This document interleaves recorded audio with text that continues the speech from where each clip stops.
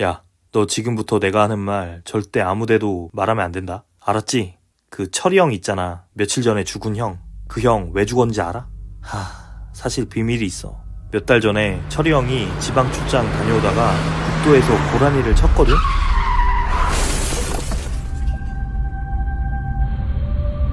근데 뭐 자주 있는 일이니까 형이 신고도 안 하고 그냥 고라니 죽은 거 옆으로 치워놓고 온 거야. 그때부터 뭔가 꼬이기 시작했어.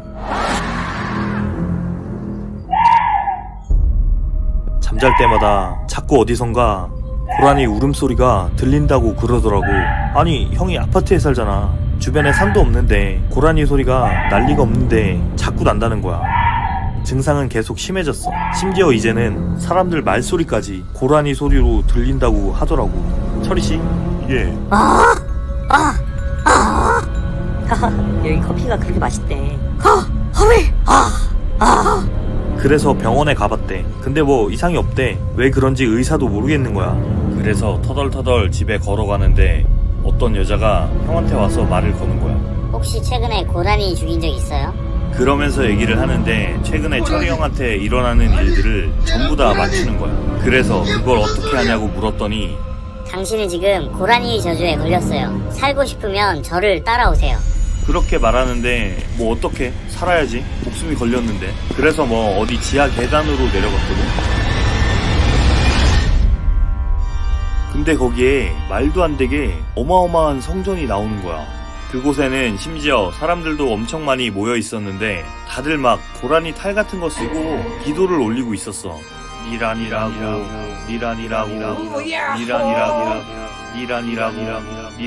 철이 형도 살짝 당황해서 어쩔 줄 몰라 하고 있는데 재단 위에서 어떤 교주가 내려오더래. 바로 자네가 고라니의 저주에 걸렸다는 사람인가? 이리 오게. 내가 자네의 기억을 살펴보겠네. 그러더니 그 사람이 형 머리 위에 손을 대고 부들부들 떨더니 이란이라고. 어서 이놈을 잡아라. 이놈은 고라니 살인마다. 인간들이여, 너희들은 이 땅에 왜 이렇게 많은 고라니가 사는지 아느냐? 그것은 바로 이 땅이 성고라니가 태어난 고라니의 천국이기 때문이다. 우리 고라니들은 세상과 조화를 누리며 평화롭게 살아왔다. 하지만 너희 인간들이 나타나 성고라니를 차로 죽인 후로 우리들은 리더를 잃고 뿔뿔이 흩어져 살아야 했지. 그 후로 지금까지 로드킬은 끝나지 않고 있어. 건방진 인간들, 우리가 언제까지 당하고만 있을 거라고 생각하지 마라. 머지않아 우리 고라니들이 너희들의 모든 것을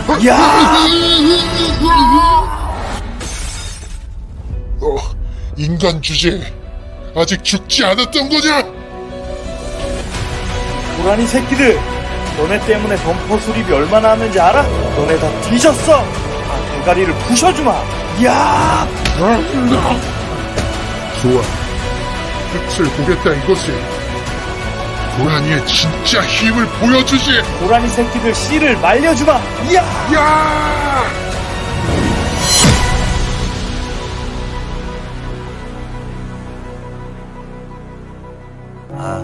진짜 철이 형이 없었으면 우리 다 고라니한테 죽을 뻔했어. 영웅이야, 히어로. 형, 이런 얘기 할 거면 자꾸 연락하지 말아요. 야. 내가 무서운 얘기 하나 해줄까? 내가 아는 형이 해준 이야기야. 당시 그 형은 쓰러져가는 오래된 아파트에 살고 있었어. 무슨 스위트홈에 나오는 그런 구형 아파트였는데 방값이 싸서 그냥 살기로 한 거야. 근데 뭐 꼭 나쁘지만은 않았대. 형 집이 맨 꼭대기층이었거든? 그래서 한 층만 올라가면 옥상이라 경치 좋은 데서 담배 한 모금 필 수 있는 그런 장점도 있었던 거지. 뭐 집이 구질구질하긴 해도 그냥 한 층 올라가서 상쾌하게 담배 한 대 피면 기분이 제법 괜찮았대. 그래서 그냥 지내기로 한 거야. 근데 어느 날 예고도 없이 옥상 출입문에 자물쇠가 걸린 거야. 그래서 경비실 내려가서 따졌더니 아니 옥상에 자꾸 이상한 사람이 나온다고 소문이 돌아서 못 들어가게 하기로 했다는 거야. 참, 아파트 시설도 그렇고 원래 위험하기도 하지만 뭐 사실 별일 아닐지 몰라도 형한테는 좀 타격이 컸어. 아니 생각해봐. 집안에서는 담배를 못 피잖아. 또 형이 냄새에 되게 민감한 사람이야. 그니까 피고 싶으면 밖으로 나가야 되는데 맨 위층에서 1층까지 내려와야 되는 거야. 형이 엄청 골초인데 그게 보통 피곤한 일이 아닌 거지. 뭐 하루는 퇴근길 지하철에 담배 생각이 간절한 거야. 그리고 곧장 집으로 갔는데 밖으로 나갈 생각에 형이 빡쳐가지고 밤에 몰래 절단기 들고 옥상으로 올라갔어. 그리고 자물쇠를 잘라버렸어. 미친 새끼. 뭐 어차피 CCTV도 없으니까 걸릴 것도 없었고 솔직히 뭐 사고가 있던 것도 아니니까 죄책감 느낄 것도 없었지. 그래서 그렇게 옥상에서 간만에 기분 좋게 한 대 피는데 문득 구석에서 인기척이 느껴지는 거야. 혹시 경비 아저씨인가 싶어서 슬쩍 봤는데 교복을 입은 여학생인 거야. 웬만하면 그냥 무시하려고 했는데 그 학생이 울고 있고 그래서 왠지 분위기가 안 좋아 보였대. 어딘지 모르게 음침해 보이는 게 걱정이 되는 거야. 혹시 자살하는 거 아닌가 싶었던 거지. 그리고 자물쇠도 문도 지가 열었으니까 좀 찔렸던 거지. 일말의 책임감 같은 게 있었던 거지. 그래서 용기 내서 말을 걸어봤어. 학생, 거기 뭐 하는 거야? 왜 밤중에 옥상에 올라왔어? 이렇게 말했더니 아니 여자애가 들은 척도 안 하더래. 근데 형이 볼 때 그게 좀 이상한 거야. 그 형이 등치가 좀 있고 무서운 게 없거든? 생각해봐. 그 늦은 새벽에 갑자기 어둠 속에서 마동석 같은 사람이 나타나서 말을 건 건데 그 학생 입장에서는 살짝이라도 놀라는 게 정상이잖아. 그런데 그런 반응도 없고 쳐다보지도 않더래. 그래서 그냥 가려던 찰나 갑자기 그 학생이 뒤돌아서는데 바로 그때 이상한 게 보이는 거야.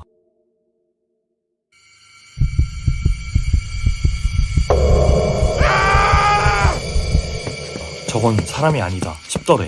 그리고 형이 미친 듯이 뛰어서 집으로 뛰어 들어왔어. 지금도 자기가 왜 그랬는지 모르겠대. 어두우니까 잘못 본 걸 수도 있고 그런데 위험을 느꼈대. 그 형이 말하길 생존 본능 같은 게 작동한 것 같다고 하더라고. 그냥 자기도 모르게 그렇게 움직였다는 거야. 그래서 너무 무서워서 문 잠그고 밤새 뒤척였다는데 다음날 아침에 진짜 말도 안 되는 일이 일어나 있었어. 옥상 갈 때 입었던 신상 점퍼가 마치 누가 손톱으로 긁은 것처럼 막 찢어져 있었던 거야. 마치 형 뒤에서 누가 잡아채려고 했던 것처럼 말이야.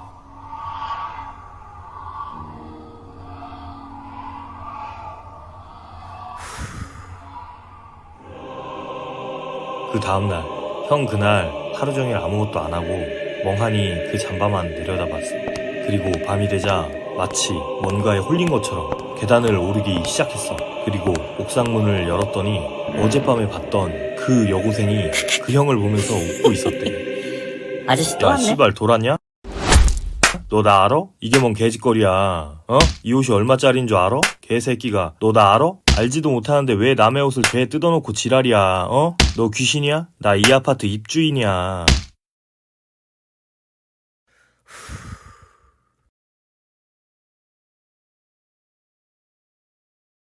와, 그 뒤로 다시는 옥상문이 닫히는 일은 없었대. 진짜 또라이지.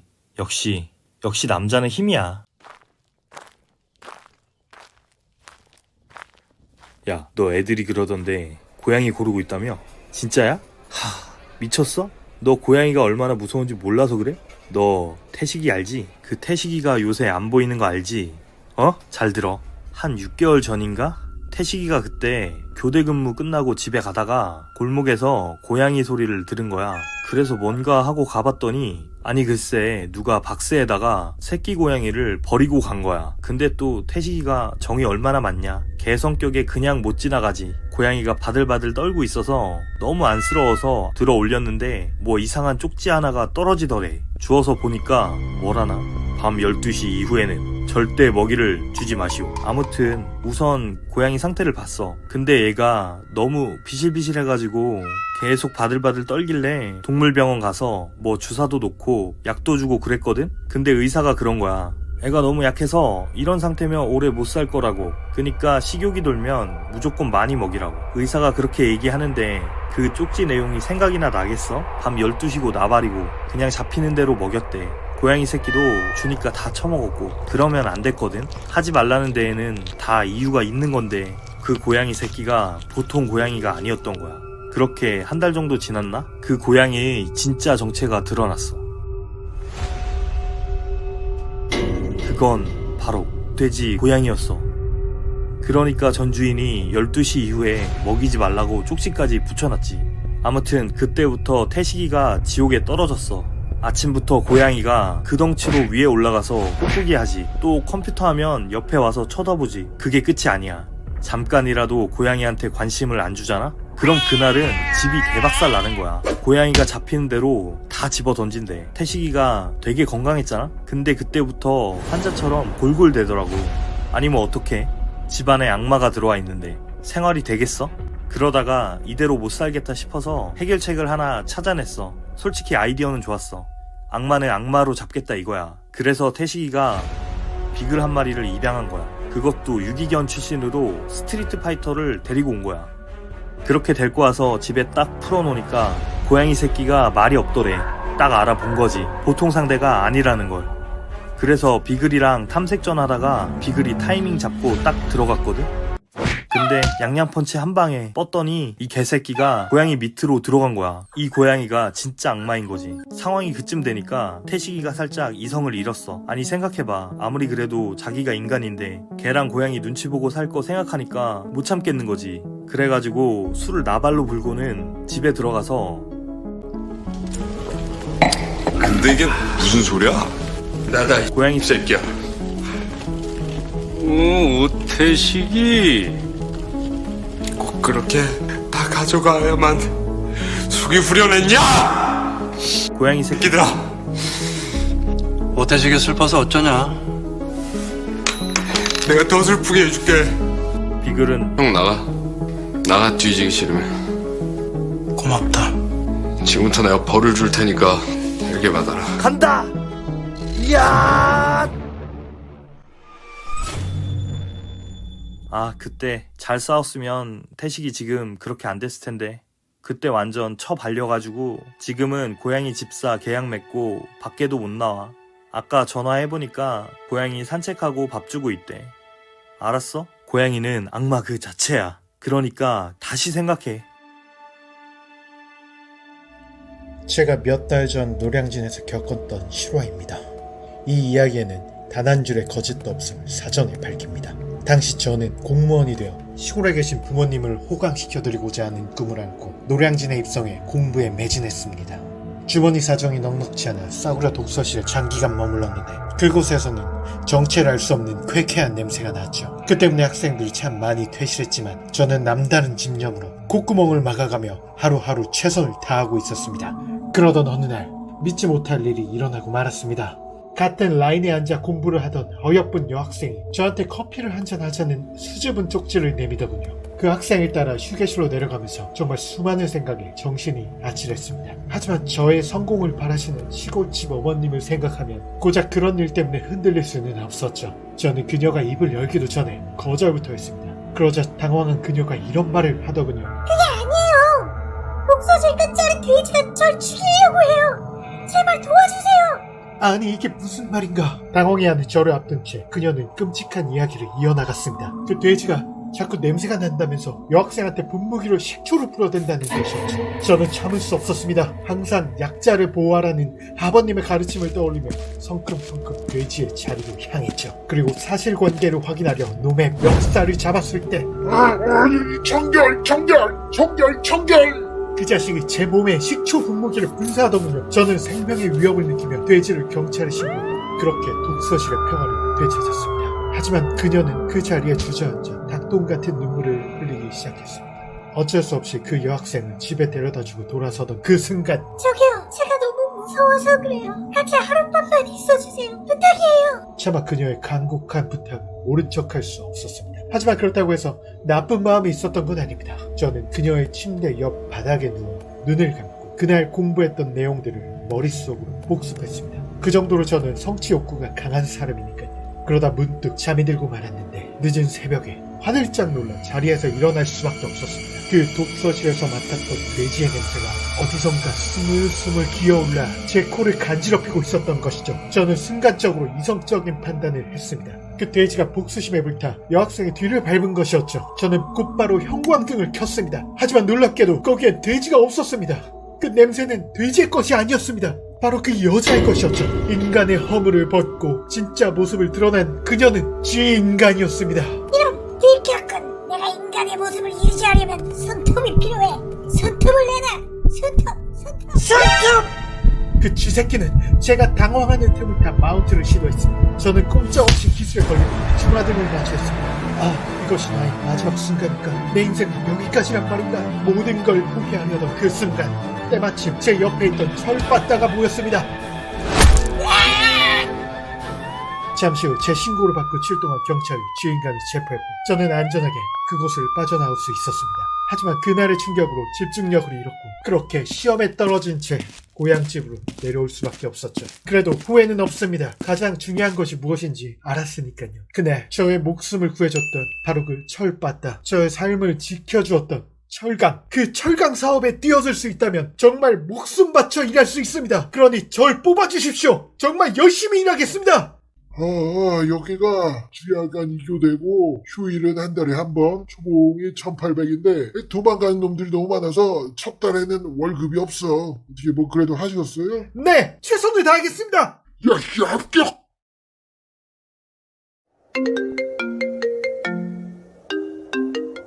네, 김윤호 전화 받았습니다. 김윤옥은 날쌔. 혹시 통화 가능한가?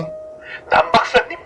아니 박사님, 어떻게 된 겁니까? 지금 어디 계신 거예요? 통화로 말하기 좀 그렇구만. 미안하지만 내가 있는 곳으로 와줄 수 있겠나? 아무한테도 말하지 말고. 알겠습니다. 지금 바로 출발하겠습니다. 늦은 새벽, 나는 남 박사님의 전화를 받고 인적이 드문 산속으로 차를 몰았다. 남 박사님은 타고난 천재로 우리나라 신소재 개발 분야의 절대적 1인자였다. 하지만 3년 전 아무런 단서도 남기지 않은 채 갑작스럽게 자취를 감추었고 세상에 없는 사람이 되고 말았다. 그럼 박사님이 지금 나에게 전화를 한 것이었다. 도대체 무슨 일이 일어나고 있는 걸까? 궁금증을 풀기 위해서라도 나는 무조건 그곳으로 향해야 하겠다. 윤옥은 이렇게 와줘서 정말 고맙네. 남 박사님, 그동안 어떻게 지내신 겁니까? 얼마나 많은 사람들이 박사님을 찾아다녔는지 아세요? 설명하자면 얘기가 길어질 테니 우선 이걸 먼저 좀 봐주겠나? 내가 평생의 지식을 모두 쏘아부어 만든 발명품일세. 남 박사님은 마치 보물을 다루듯 조심스럽게 어떤 물건을 건넨다. 나는 당혹감을 감출 수가 없었다. 박사님의 발명품은, 아니 박사님, 이게 뭡니까? 이건 그냥 봉지잖아요. 어떤가? 시중에서 쓰는 봉지와 차이점이 느껴지나? 글쎄요. 조금 조잡하게 느껴집니다. 두께가 너무 얇아서 금방 찢어질 것 같은데요? 젠장! 역시 나 혼자서는 완벽한 봉지를 만들 수 없어! 박사님! 그동안 만드셨다는 발명품이 고작 이 봉지 한 장이라는 거예요? 윤옥은 날 따라오겠나? 자네가 알아야 할 엄청난 비밀이 있다네. 남 박사님은 나를 이끌고 산속 동굴로 향했다. 그리고 나는 그곳에서 거대한 진실을 마주하게 되었다. 봉지. 이제 자네도 알겠나? 이것이 바로 봉지의 진짜 모습일세. 봉지는 우리 인간처럼 살아 숨쉬는 생명체야! 남 박사님이 들려준 이야기는 나의 기본 상식을 와르르 무너뜨리는 혼돈 그 자체였다. 우리가 시중에서 사용하고 있는 봉지는 플라스틱 합성 수지가 아니었다. 실제 살아있는 봉지라는 동물에게서 벗겨낸 가죽이었다. 현재 인류의 과학기술로 봉지를 만들 수가 없다네. 그래서 이렇게 봉지들을 사육해 그 가죽을 강제로 갈취하고 있지. 윤옥은 자네와 내가 힘을 합친다면 플라스틱 봉지를 만들 수 있어. 그렇게 되면 이 봉지들은 더 이상 억울한 죽음에 처하지 않아도 될 걸세. 나와 힘을 합쳐 제대로 된 봉지를 발명해보세. 생각지도 못했던 박사님의 개뿔 뜯어먹는 소리. 나는 선뜻 정신을 차릴 수 없었다. 하지만 이렇게 귀엽고 고귀한 생명을 구하는 발명이라니, 그 얼마나 값진 일인가. 발명가로서 이보다 더 큰 행복을 누릴 기회가 또 있을까? 나는 그날부터 남 박사님의 집에 남아 봉지를 만드는 발명에 착수했다. 연구는 쉽지 않았다. 박사님의 말대로 현 인류의 과학으로는 봉지 특유의 신축성과 견고함을 구현할 수 없었다. 하지만 이건 선택의 문제가 아니었다.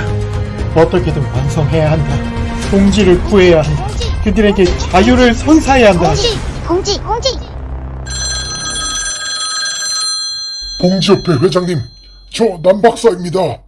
저희가 마침내 플라스틱 봉지를 만들었습니다. 언제 만나 뵐 수 있을까요? 네? 내일 직접 오신다고요? 알겠습니다. 기다리고 있겠습니다.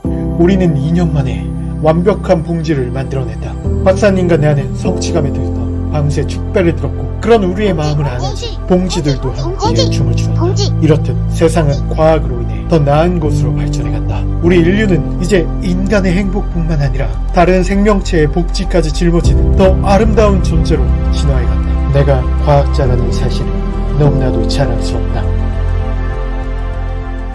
그리고 다음날 나의 희망은 잔혹하게 짓밟히고 말았다. 봉지협회 회장은 개인 사병들을 보내 우리 연구실을 공격했다. 이유는 단순했다. 봉지가 생명이라는 비밀이 알려지면 회사 이미지가 하락할 것을 걱정해 우리의 연구 자료를 모두 지워버리려는 것이었다. 남 박사님은 끝까지 저항하며 자료를 지키려 했다. 하지만 봉지들을 지키려다 그만 총에 맞아 세상을 뜨고 말았다. 봉지들아, 너희들이라도 어서 도망치렴. 꼭 살아야 한다. 봉지야! 하지만 봉지들 역시 모두 수거당해 편의점으로 보내졌다. 그 지옥 같은 곳에서 살아남은 사람은 오직 나 한 명이었다. 나는 그들의 총구 앞에 무릎 꿇고 봉지의 비밀을 절대 아무에게도 알리지 않겠다고 눈물로 호소해 이 비루한 목숨을 건질 수 있었다. 그렇게 그날의 사건은 철저히 비밀에 묻혔고, 세상은 일말의 변화도 받아들이지 않고 있다. 그리고 나는 죽음이 두려워 봉지의 비밀을 속으로 삼킬 뿐이다. 남 박사님, 인간이란 종족은 지구의 다른 생명들과 화합할 수 있는 존재입니까? 과학은 정말 우리 인류를 선도할 수 있습니까? 답을 알려주십시오, 남 박사님. 남 박사님! 네, 좋습니다. 저희가 찾는 인재가 여기 계셨군요. 김윤우 씨 합격입니다.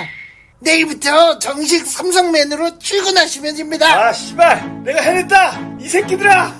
내 나이 28세, 드디어 삼성 입사에 성공했다. 앞으로 내 앞에 화창한 날들만 가득한 것이다. 좋아, 이대로 실수 없이 최선을 다하자. 최고의 두뇌들이 모인 곳에서 삼성의 성공을 위해. 이재용 사장님? 이게 뭡니까?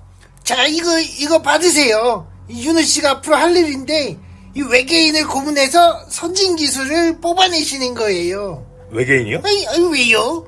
뭘 그렇게 놀라고 계세요? 아직 모르셨나? 이 삼성의 기술들은 다 이 외계인한테 나온 거예요. 이 세상 사람들 이거 다 아는 거는 줄 알았는데. 물론 인터넷에서 얘기는 들었습니다만. 그럼 잘 부탁합니다. 앞으로 삼성의 미래가 이 윤호 씨의 손에 달려있다. 이 엘리트의 능력을 보여주세요. 당황스러웠다. 외계인 고문설이 사실일 줄이야. 내가 생각했던 업무는 이런 게 아니었는데. 하지만 어쩔 수 없다. 여기까지 온 거 돌아갈 수 없다. 까라만 까는 게 바로 삼성의 기업 문화. 바짝겠습니다. 죽어. 일은 생각보다 쉽지 않았다. 놈은 입이 무거웠고 전략적으로 접근하지 않으면 아무런 정보도 얻어낼 수 없었다. 야, 애플 아이폰 나온 거 봤지? 네 발등에 불 떨어진 거야. 근데 네가 지금 이러고 있으면 안 되지, 어? 말 안 한다고 끝날 것 같아? 그냥 서로 좋게 하고 빨리 퇴근하자고, 어? 왜 외계인 새끼들은 잘해주면 말을 안 듣는 거야? 왜 나같이 착한 사람을 미치게 만드는 거냐고! 나의 열정적인 고문에 삼성은 아이폰의 기술력을 빠르게 따라잡았고 세계 스마트폰 시장의 명실상부 최강자 자리에 오를 수 있었다. 하지만 요새 뭔가 낌새가 좋지 않다. 직감적으로 알 수 있다. 뭔가 거대한 위기가 우리 인류에게 성큼성큼 다가오고 있다. 회장님, 뭔가 이상합니다. 저 외계인 녀석 이제는 자기가 먼저 고급 기술 정보를 말하고 있어요. 제가 고문도 안 했는데요. 뭔가 꼼수가 있는 게 분명해요. 윤호 씨, 내가 말씀드렸는데, 그 윤호 씨는 생각이라는 걸 할 필요가 없어요. 그냥 위에서 시키는 대로만 그냥 하면 된다고. 제발 제 말 좀 들어주세요. 뭔가 이상하다니까요. 이 프로젝트 멈춰야 합니다. 이대로 두면 위험해요. 임마 이 새끼야 임마. 네가 뭔데요? 사장한테는 임마. 나한테 누군지 알아? 너 삼성 누가 키웠는지 알아 임마 이 새끼야. 바짝겠습니다. 바짝겠습니다. 불행하게도 삼성이라는 거대 기업 조직 안에서 나 같은 한낱 개인은 아무것도 할 수 있는 게 없었다. 그리고 아니나 다를까 머지않아 내가 걱정했던 외계인 새끼의 숨겨진 음모가 밝혀지고 말았다. UFO가 나타나 지구를 공격한 것이다. 그럼 외계인 새끼는 자신의 힘으로 삼성을 벗어날 수 없을 것을 깨닫고 지구의 통신 기술을 극한으로 발전시켰던 것이다. 자신이 여기 있다는 사실을 고향별에 알리기 위해서 우리 인류는 단 일주일 만에 외계인들에게 무릎을 꿇었고 이제는 우리 인간이 외계인의 채찍을 맞으며 지식을 토해내고 있다. 이제 제 차례가 되었군요. 자, 그럼 라면 맛있게 끓이는 방법을 말해주시겠습니까? 잠깐만요. 난 그런 게 뭔지도 몰라요. 난 그런 거 부자라서 내가 그런 걸 먹어본 적이 없어요. 모르는 게 어딨어? 맞으면 다 아는 거지. 알겠습니다. 반짝했습니다. 나는 운 좋게 UFO를 빠져나와 놈들의 발전된 기술력을 훔쳐 10년 전 과거로 이 영상을 송출하고 있다. 제발 누군가 이 영상을 보고 있다면 이 파멸을 막아주길 바란다. 스마트폰은 이 이상 발전하면 안 돼. 우리 인류를 파멸로 이끌 거야. 제발 중단해. 이러다 다 죽어 이 새끼들아. 죽어야 한다. 아무리 생각해도 자살밖에는 답이 없다. 이대로 살아봤자 미래는 없어. 죽을 때까지 평생 빚만 갚다가 혼자 비참하게 죽겠지. 그럴 바에야 여기서 끝내는 게 맞다.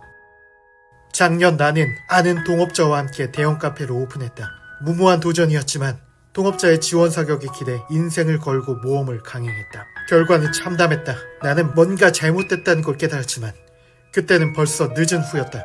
동업자는 부동산업자와 등 뒤에서 모종의 계약을 맺고 사례금을 챙겼고 어리숙한 나를 사업 등록자로 박아넣은 후 곧장 증발하고 말았다. 가게를 처분하자 눈더미처럼 불어닥친 빛이 사방에서 들이닥쳤고 나는 곧장 나락으로 추락했다.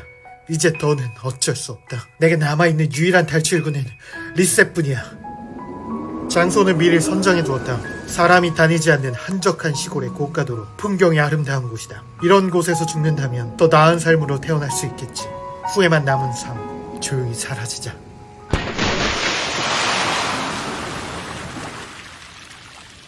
창피하게도 나는 뛰어내리지 못했다. 죽는다는 게 너무나도 무서웠다. 이제 어떻게 해야 하지? 나는 죽을 용기도 없고 살 용기도 없는데 도대체 앞으로 뭘 어떻게 해야 하지? 그렇게 얼마나 시간이 흘렀을까. 정신을 차렸을 때 칠흑 같은 어둠이 내려앉아 있었다. 그리고 바로 그때 살려주세요. 여기 살려주세요.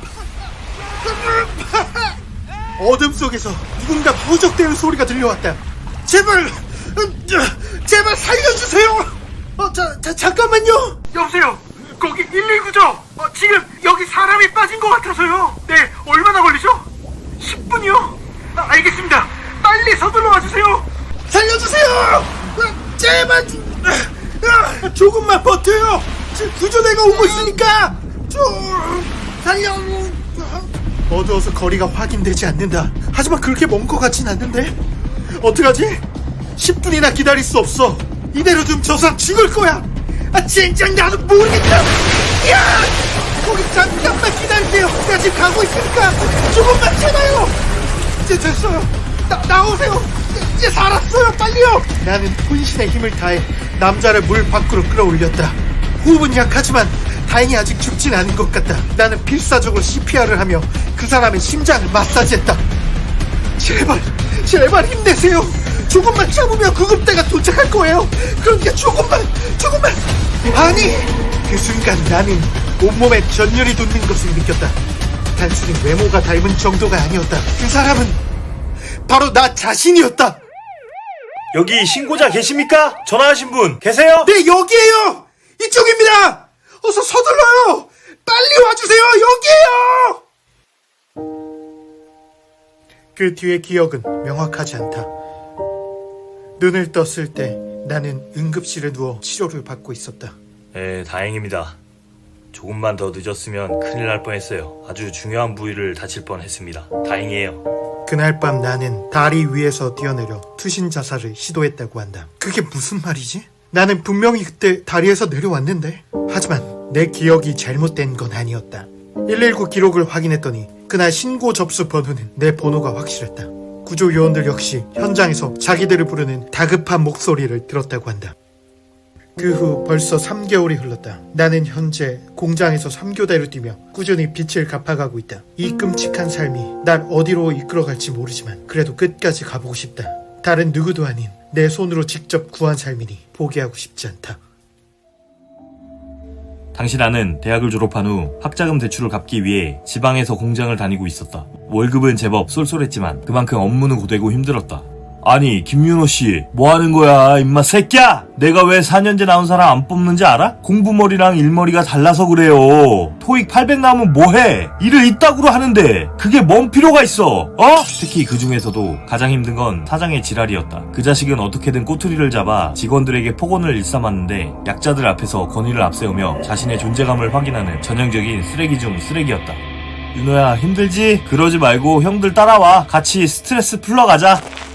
내가 너무 힘들어하자 기숙사 형들은 위로해준다며 쉬는 날 읍내 어디의 으슥한 골목으로 향했다. 두려움 반 기대 반으로 따라간 그곳은 간판도 걸리지 않은 다 쓰러져가는 소극장이었다. 입구는 무척 허름했지만 정작 들어간 극장 내부에는 거의 100명이 넘는 사람들이 모여 있었다. 다들 행색을 보아하니 우리 같은 노동자들이었다. 형 여기 뭐하는 곳이에요? 야 조금만 기다려봐. 진짜 재밌어질 테니까. 잠시 후 무대 위 막이 오르고 사람들의 환호성을 받으며 배우 한 명이 모습을 드러냈다. 놀랍게도 그 배우는 별 볼 일 없는 노인네 한 명이었다. 오늘도 참 많은 분들이 와주셨군요. 정말 감사합니다. 그럼 쇼를 시작하겠습니다. 노인네는 어색하게 웃더니 기이한 마술쇼를 펼치기 시작했다. 그건 정말이지 끔찍함 그 자체였다. 노인의 실력은 형편없었고 도대체 뭘 하는지 알 수 없을 정도로 이상했다. 나는 차마 민망함을 감당하지 못하고 고개를 돌렸다. 바로 그때 야 씨발 장난해? 똑바로 해. 지금 뭐하는 짓이야? 제대로 좀 정신 차려서 하라고. 야 똑바로 해. 사람들이 노인을 향해 끔찍한 욕설을 퍼붓기 시작했다. 그러자 놀랍게도 노인은 관객들 앞에 무릎을 꿇고 정말 죄송합니다. 열심히 한다고 했는데 제가 이것밖에 안 되나 보네요. 제발 용서해 주십시오. 정말 죄송합니다. 여러분. 바로 그때였다. 말로 표현하기 힘든 기이한 에너지의 파장이 내 눈에 보였다. 분노한 관중의 열기와 사람들의 에너지가 마치 그 노인에게 빨려 들어가는 것 같았다. 아, 속 시원하다. 후! 여기만 와서 이렇게 화를 내면 기분이 좋아져. 역시 사람은 욕을 하고 살아야 한다니까? 분출을 해야 돼. 어때 윤호야? 재밌었지? 기분 좋지? 나는 당혹감에 아무 말도 할 수 없었다. 형들의 모습이 극장에 들어오기 전보다 더 늙어 있었기 때문이다. 그 후로도 형들은 쉬는 날이면 노인의 공연을 보러 갔고 초췌한 꼴이 되어 돌아왔다. 나는 걱정이 되어 형들을 말렸지만 그날 내가 목격한 상황을 선뜻 말할 수는 없었다. 도대체 그 현상을 어떻게 표현해야 할지 확신이 없었기 때문이다. 그렇게 속타는 날들이 흘렀고 끝내 끔찍한 일이 일어나고 말았다. 아니 형들 뭐하는 거예요? 이거 놔요. 이 뺀질이 새끼 빼주는 것도 한두 번이지 왜 혼자 빠지려고 해? 이번엔 절대 용납 못해. 이러지 마세요. 이거 놓으라고요 형. 그렇게 강제로 끌려간 극장 분위기는 이전과 사뭇 달랐다. 비참하게 용서를 빌던 그 노인이 이제는 형들을 마치 수족처럼 부리는 것 같았다. 재밌군. 여길 다시 찾지 않는다니 욕하고 싶지 않아? 네가 원하는 우월감을 느끼라고. 어서 욕해. 두렵다. 하지만 이대로 있다간 내 젊음을 빼앗기고 말 거야. 그럴 수 없어. 좋아. 한번 해보자. 요요요 나는 윤호 너는 정말 잘생겼고 그리고 마술도 잘하고 손머리부터 발끝까지 완벽해. 그게 바로 퍼펙트. 그게 바로 인생의 진리지. 멈춰 그만. 나는 그것이 악마였다고 생각한다. 사회 밑바닥 노동자들의 고통과 울분을 빨아들여 자신의 힘을 키우는 악마 말이다. 하지만 그 악마를 불러낸 장본인은 다른 누구도 아닌 우리들 스스로였다. 나보다 못난 사람들을 비웃으며 우월감을 만끽하고 싶은 건 우리 인간의 당연한 본성이니까. 그렇게 형들은 기력을 되찾아 일상으로 돌아왔다. 모든 게 제자리를 찾았다. 물론 이 세상은 나 같은 노동자에게 각박하고 무례하다. 하지만 내가 먼저 웃어주고 한마디 불평 없이 묵묵히 맡은 바 최선을 다한다면 언젠가 이런 나에게도 씨발 윤호씨 귀에 족박았냐고. 왜 씨발 말을 하면 듣지를 않아. 이해가 안 돼? 병신이야? 야 내가 4년제 왜 안 뽑는지 알아? 대가리에 존나 뭐가 들었는지 모르겠다고. 씨발 개새끼야. 이 씨발 새끼가 내가 개새끼야. 너 존나 무서워서 피하는 거 아니야? 뭐하는 거야? 야 미친 개새끼 말려. 병신 족같은 새끼. 이 씨발로만 뒤져 이 개새끼야. 족밥 새끼가 사장이면 다야? 잡으라고. 작년 이맘때쯤 있었던 일입니다. 회사에 있던 저는 아버지가 쓰러지셨다는 소식을 듣고 급하게 병원으로 향했습니다. 하지만 제가 병실에 도착했을 때 당신은 이미 숨을 거두신 후였죠. 믿을 수 없었습니다. 아버지는 평생 잔병 치레 한 번 없었던 너무나도 건강하신 분이었으니까요. 저는 자리에 주저앉아 멍하니 고인의 시신을 바라보고 있었습니다. 정확히 바로 그때 믿을 수 없는 일이 일어났습니다. 사망 판정을 받고 누워있던 아버지가 눈을 뜬 것입니다. 상식과 비상식의 경계가 무너지며 병원 전체가 혼돈으로 뒤덮이기 시작했습니다. 간호사들은 비명을 지르며 병원을 탈출했고 의사는 119에 전화를 했죠. 그 카오스 속에서 오직 아버지만이 명료한 말투로 자신의 임사체험 경험을 또박또박 말씀하셨습니다. 방금 전 저승사자를 만나셨는데 아들이 너무 불쌍해 보여서 다시 이승으로 돌려보낸다고 하셨죠. 믿기 힘든 말이었지만 어쨌든 저는 마음 깊숙이 저승사자에게 고마움을 표하며 아버지를 집으로 모셔왔습니다. 하지만 그날부터 진짜 지옥이 시작되었습니다. 다시 돌아온 아버지는 예전과 같은 사람이 아니었습니다. TV 리모컨을 숨기고 어디 있는지 말을 안 하셔서 저를 큰 혼란에 빠뜨리셨습니다. 변기에 물티슈를 버리기도 했고 세탁기에 피존을 넣지 않고 빨래를 돌리는 등 정상인이라면 차마 생각하지도 못한 끔찍한 만행을 저지르기 시작한 것이죠. 저는 무언가 영적인 일이 아버지에게 일어났다고 판단했고 온갖 무당을 불러 구슬 버렸습니다. 하지만 아무것도 해결은 되지 않았고 아버지의 증상 나날이 악화될 뿐이었습니다. 그리고 끝내 끔찍한 일이 일어나고 말았습니다. 그날 밤 저는 뜬물을 목마름에 잠이 깨 냉장고에서 콜라병을 꺼내 원샷했습니다. 하지만 그것은 콜라가 아니었습니다. 간장이었습니다. 아버지가 콜라병에 간장을 보관했던 것이죠. 저는 더 이상 참을 수 없었습니다. 아버지 제발 그만 좀 하세요. 정신 좀 차리라고요. 아들아, 이러지 마라, 아들아. 내가 지금 무슨 짓을 한 거지? 믿을 수 없었습니다. 아들이 제가 아버지를 공격하다니요. 어떻게 이런 패륜을 저지를 수 있죠? 바로 그때 어디선가 음산한 웃음소리가 들려왔습니다. 그 소리를 따라 고개를 돌렸을 때 저는 온몸이 굳는 것을 느꼈습니다. 베란다 창문 밖에서 저승사자가 웃고 있었던 겁니다. 저는 겁이 났지만 침착하게 전화기를 들어 112에 신고했고 잠시 후 현장에 도착한 경찰이 저승사자를 체포해 연행했습니다. 그리고 끔찍한 진실이 밝혀졌죠. 이 모든 일은 저승사자가 꾸민 계략이었습니다. 사실 저승사자는 실수로 지옥 명단 인원 중 한 명을 누락시켰습니다. 그래서 급한 마음에 아무나 저승으로 끌고 간 것이었는데 공교롭게도 그 사람이 인성이 너무나도 깨끗한 우리 아버지였죠. 저승사자는 아버지를 지옥으로 데려갈 수 없었고 기지를 발휘해 다른 전략을 세웠습니다. 아버지를 이승으로 다시 돌려보내되 이상한 행동을 하게 만들어 그 아들인 제가 패륜을 저지르도록 유도한 것이었죠. 아버지가 아닌 저를 지옥으로 데려갈 계획이었던 겁니다. 다행히도 경찰 조사는 공정하게 진행되었고 저승사자는 법의 심판을 받게 되었습니다. 아직도 그때만 생각하면 온몸에 식은땀이 흐릅니다. 아버지는 감사하게도 저의 패륜을 용서해 주셨고 지금은 건강하게 잘 지내고 계십니다. 늘 시민의 안전을 위해 불철주야 일하시는 경찰 공무원 여러분 덕분에 가정의 평화를 지킬 수 있었습니다. 감사합니다.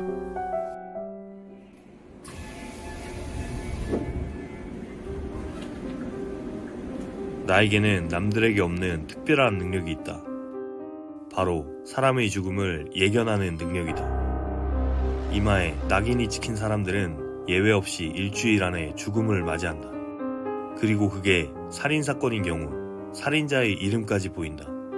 하지만 그뿐이다. 나는 그들의 죽음을 예견할 뿐 그 죽음을 막을 순 없다. 그동안 사람들을 살리기 위해 온갖 방법을 강구해봤다. 하지만 단 한 명도 살리지 못했다. 이젠 더 이상 의미 없는 시도는 하지 않는다. 인간은 결코 운명을 거스르지 못한다. 우리는 그저 신의 꼭두각시일 뿐이다. 야 김돌돌, 너 임마 표정이 왜 그래? 무슨 걱정거리 있어? 이건 말이 안 된다. 내 친구는 일주일 안에 내 손에 살해당한다. 뭔가 잘못된 게 분명하다. 나는 살인자가 아니다. 친구를 죽일 이유가 전혀 없다. 하지만 그날 밤 집에 돌아왔을 때 그 이유를 명확히 알 수 있었다. 자기야, 잘 다녀왔어? 친구는 잘 지낸대? 내 아내 역시 일주일 후 내 손에 죽는다. 살인은 끔찍한 분노에 기반한다. 그 말인즉 두 사람이 동시에 나를 극한으로 분노케 한다는 건데, 그렇다면 이유는 단 한 가지, 불륜이다. 이 두 사람은 일주일 안에 나에게 외도 현장을 들킬 것이다. 그리고 나는 이성을 잃고 살인을 저지르겠지.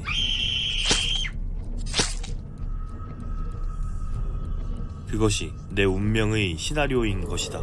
인간은 절대 운명을 거스르지 못한다. 그렇다면 따르는 수밖에.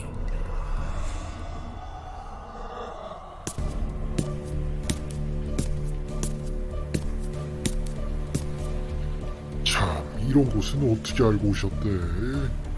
이게 말이요. 맛은 그냥 커피인데 물에 타서 한 잔만 들이키면 그냥 심장이 멈춰. 그리고 증거가 안 남아. 이 경찰이 못 잡아. 이 가격이 좀 비싸긴 한데 어떻게 그래도 사실 거죠? 감히 날 배신하다니. 둘 다 고통에 몸부림치게 해주마. 내가 지금 뭘 하고 있는 거지? 이게 정말 나란 말이야? 아니야. 나는 살인마가 아니야. 이딴 게 내 운명일 리 없어. 이건 내 운명이 아니라고. 증명하겠어. 나는 사람을 죽이지 않아. 내 미래는 내가 결정해.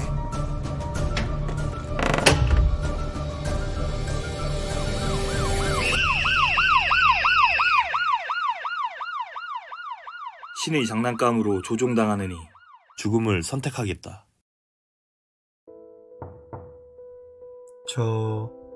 안녕하세요. 누구시죠? 돌돌이 친구입니다. 처음 인사드리네요. 아, 네, 안녕하세요. 돌돌이 상태는 괜찮나요? 다행히 금방 발견돼서 며칠 뒤에 깨어날 거래요. 왜 자살을 시도한 걸까요? 그럴 애가 아닌데. 커피 한 잔 드릴까요? 지금 타려던 중인데. 네. 감사합니다.